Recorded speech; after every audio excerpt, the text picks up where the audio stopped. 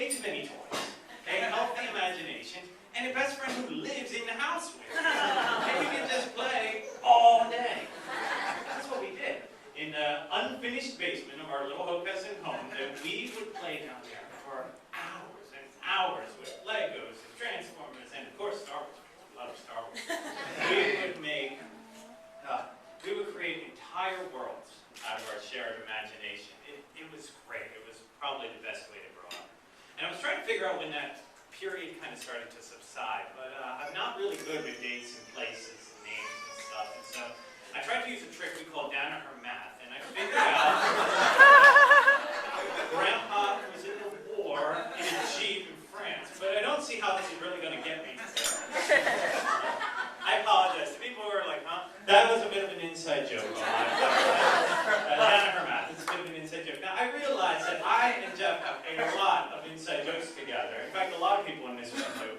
And I could probably have spent this entire speech just dropping inside jokes, but I said, no, Brad, that would be wrong. As much as you want to add a page or a it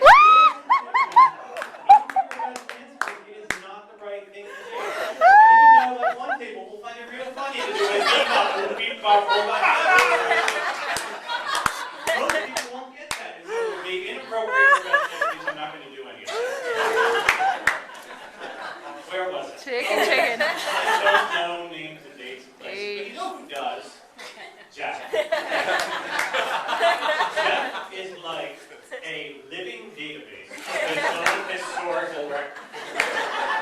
He can remember details you would never think possible. And this goes way back. This goes to elementary school and middle school. He can give you such detail. And then when you get in, especially in high school and college years, then that's really when a lot of the core memories started and when a lot of these inside jokes started to come about. And where we met so many of the wonderful friends who are here today came all this way.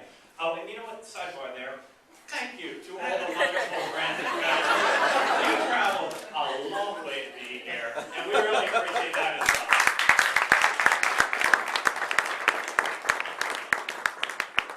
There are two reasons I love that Jeff has this opportunity. Reason one, because I don't have to remember anything. What? I don't know, that's Jeff. And reason number two is that I really feel like it is a testament for Jeff's own self-awareness of the most important moments of his life. He just seems to know when to hit record and just take it all in.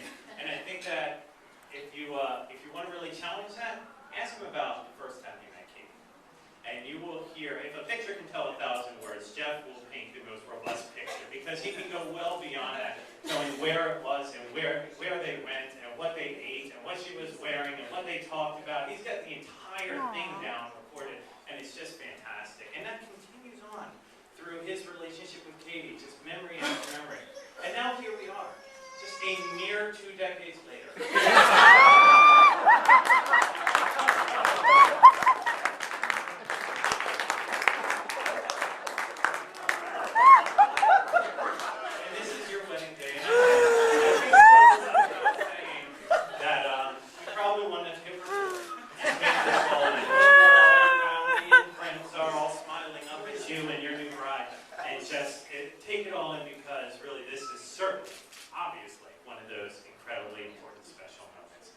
And let me just pivot real quick and say to Katie, I'm so happy to have you as my new sister.